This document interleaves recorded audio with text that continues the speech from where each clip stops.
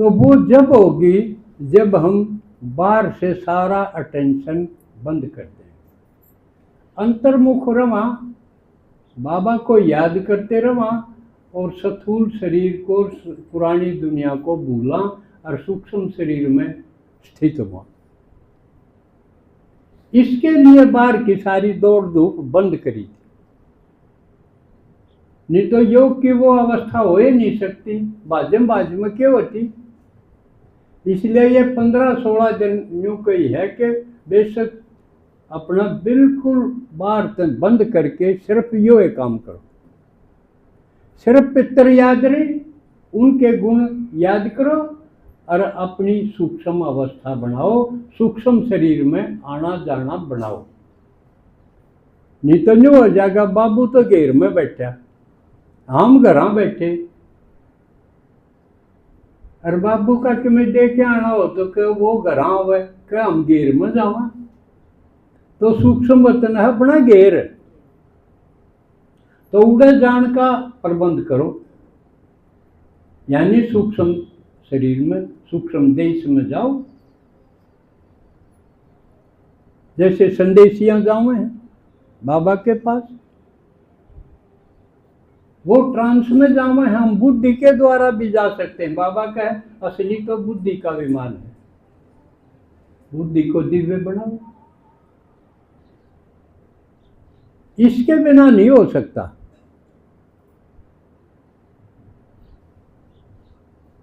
तो ये करोगे तो आप सही श्राद्ध कर रहे हो। अब श्राद्ध हम उनके प्रति श्रद्धा क्यों करोगी, है तो कोई नहीं, श्रद्धा क्यों करोगी। अगर उन्होंने किसी ने भी ऐसा काम करया हो जो आम आदमी नहीं करते, आम आदमी अपना घर परिवार इससे में चक्कर काटी जा, इससे खातिर करी जा है ना, इसका आगे बढ़ के आप कोई सा महान कार्य करो जिससे श्रद्धा पैदा हो, औरा का भी हो आपका भी होगी। अगर हमारे बुजुर्गों ने ऐसा काम कराया है जो और किसी के बस की कोई, उनकी पहचान बनेगी।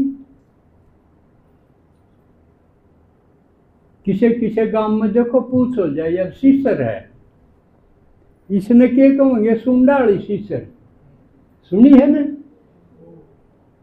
सुंडाली शीशर किसी और नाम से हो जाए, इसका मतलब सुंदर ने कोई विशेष काम करा जब उस गांव का वो उसके नाम साथ जुड़ा है।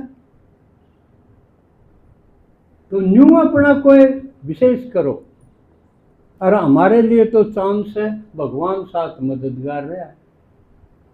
फिर भी अगर हम आम आदमी के तरह ही कमाना खाना बस सोना रोना इससे चक्कर में उम्र पूरी कर दी तो क्या होया, फिर के बी के बने, के भगवान का फायदा उठाया, के ज्ञान का फायदा उठाया, कुछ नहीं। लेकिन अब सवाल यह है कि हम सूक्ष्म देश में, सूक्ष्म वतन में, सूक्ष्म शरीर के द्वारा इतना टका क्यों करोगा। इसके लिए अचल अडोल अवस्था चाहिए ना, वह जब होगी जब हमारे विघ्न बाधा खत्म हो गयो, नहीं तो हमारा सारा जन्म में अटका रहेगा। इसलिए श्राद्ध पक्ष से पहले गणेश चतुर्थी आओ, और गणेश को क्या है विघ्न विनाशक। पहले जो मोटे मोटे विघ्न बाधा हैं उनको खत्म करो। वह खत्म क्यों करोगे, गणेश बनकर, गणेश को पूज के नहीं, ऐसा तो कोई देखा ही नहीं। हाथी का सिरलाई हंड दाओ कोई बैस की धोख मार लो, कैसा है। गणेश बनना होगा, शिव के तो बन गए, लेकिन गणेश बने कि नहीं बने ये अपनी अवस्था देखो। क्या हम कान बड़े हुए हैं, कान बड़े का मतलब इतना सुनो, शिव भगवान का एक वाक्य भी रह क्यों जा, इतना सुनो। उरे की हाजिरी बताओगी कितना सुनो। ले दे के गणत गणी एक मुरली सुन ली एक दिन में, साकार मुरली। और अव्यक्त कितनी मुरली रही, संदेश कितने रहे, और जॉन वाइज बाबा का मिलन की बात कितनी रही। वह किस खातिर छोड़ दी, उन खातिर तो छोटे कान बतेरे थे, बड़े कान को नहीं हुए न। बाट देखनी चाहिए संडे को जाओगा, एक न कोई थी दिलाई, रोज संडे को नहीं हो जा।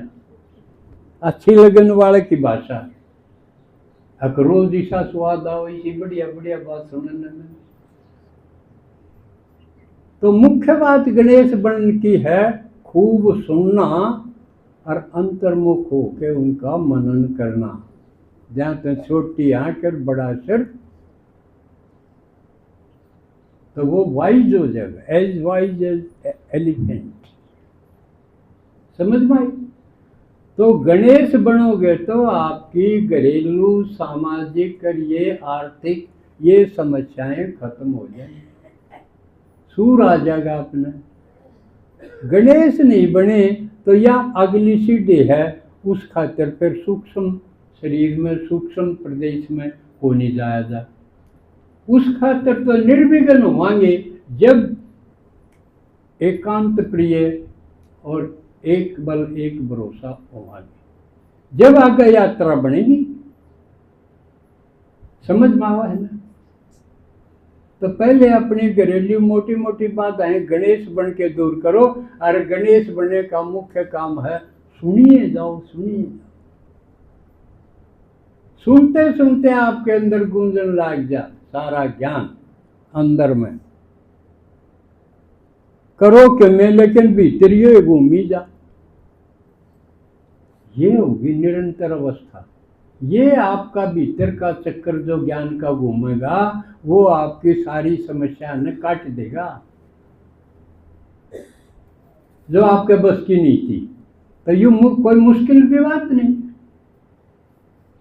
एक कब मुरली सुननी काफी नहीं है, सारी पढ़नी है, सारी सुननी है जितनी बाबा ने बोली। लक्ष्य यो रखो, बाकी और चीज बंद कर दो। सूखी रोटी खा दो, घने खान का चक्कर में मत रहो, घने घर बनाने का चक्कर में मत रहो। अगर बनाना है तो बाबा का कमरा बनाओ बढ़िया सा, लगन है वो सारी बाबा की तरफ होनी चाहिए, चाहे मकान बनाने में चाहे और में बनाने। और उसका सबूत आप देख सको, यो बाबा का आश्रम है और मेरा घर रहने का किस्सा है। अगर किसी का घर बढ़िया है और बाबा के लिए कोई स्थान नहीं, वो निकम्मा, दुर्भाग्यशाली, उसने ज्ञान को नहीं समझा। पहला स्थान बाबा को, चाहे उसका घर बनाना हो चाहे उसकी बात सुननी हो, पहले, बाकी काम बाद में। बाकी तो करते आए भाग दौड़, अब इस रेस में खड़े हो जाओ। थोड़ा समय है, हमने निर्भय भाई जितनी अपनी पहचान बनानी।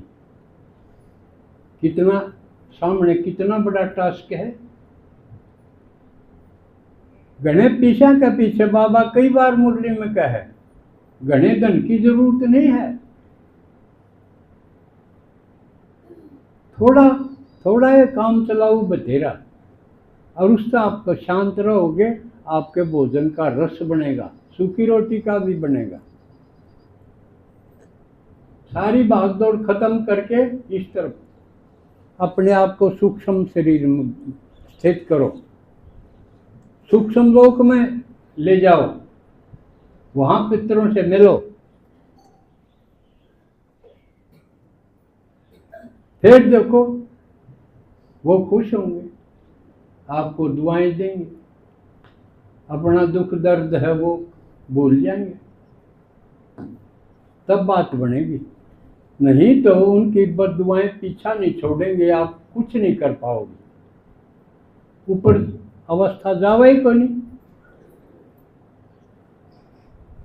और इनका दोष का निवारण नहीं होगा तब तक आप अगले नवरात्र में प्रवेश नहीं पाओगे। यो बीच का टाइम है। देखो, गणेश पूजा, उसके बाद ये श्राद्ध पक्ष, उसके बाद नवरात्र, बड़ा सिस्टम है।